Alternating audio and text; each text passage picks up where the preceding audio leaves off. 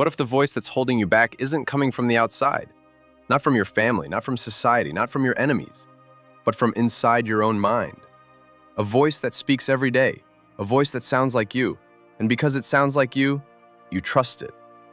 Friedrich Nietzsche believed that one of the greatest battles in life is not against other people.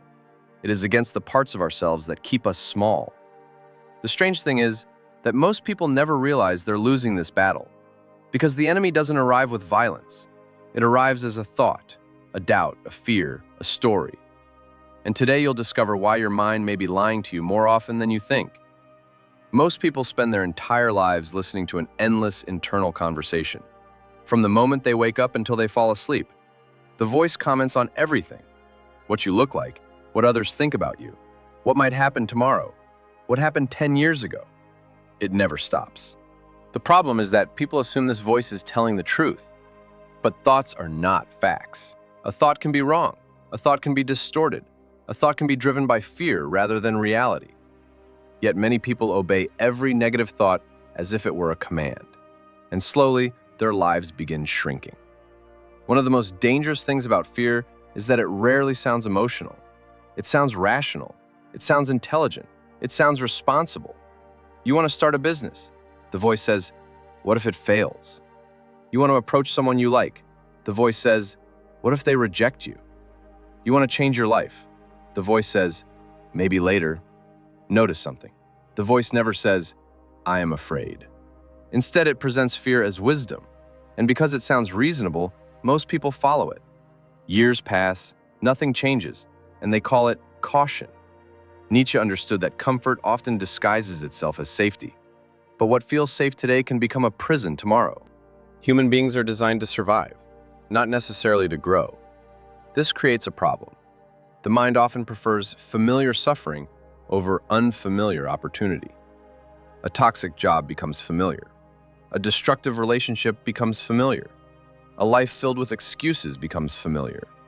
And because it is familiar, the mind treats it as safe, even when it is making you miserable. This is why people stay stuck for years.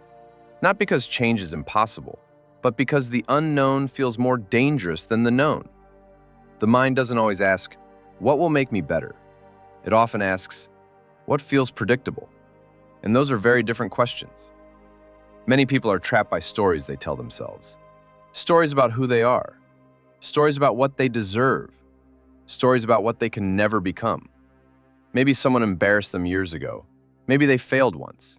Maybe they were rejected. The event happened, then it ended, but the story remained. And over time, the story became an identity. I am not confident. I am unlucky. I always fail. I am not good enough. The mind repeats these stories so often that they begin feeling true. But repetition does not create truth. It only creates familiarity. And familiarity can be incredibly deceptive. Psychologists call this negativity bias. The human brain pays more attention to threats than opportunities. One criticism can outweigh 10 compliments. One failure can overshadow 10 successes.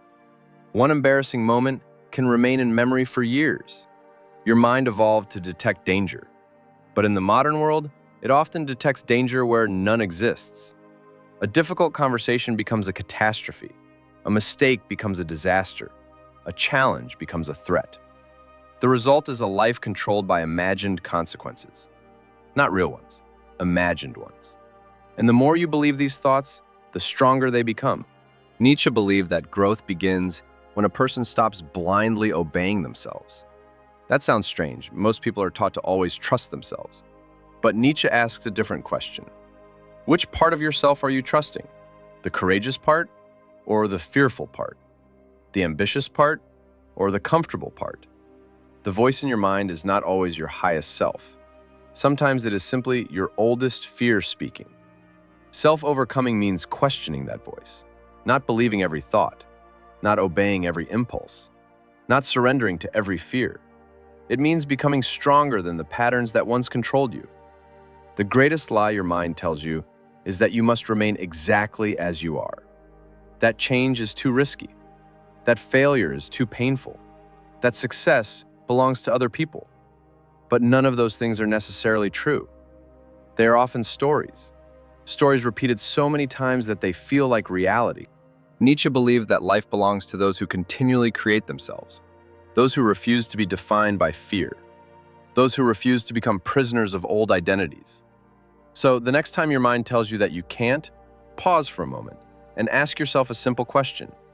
Is this the truth? Or is it just another story? Because your future may depend on the difference.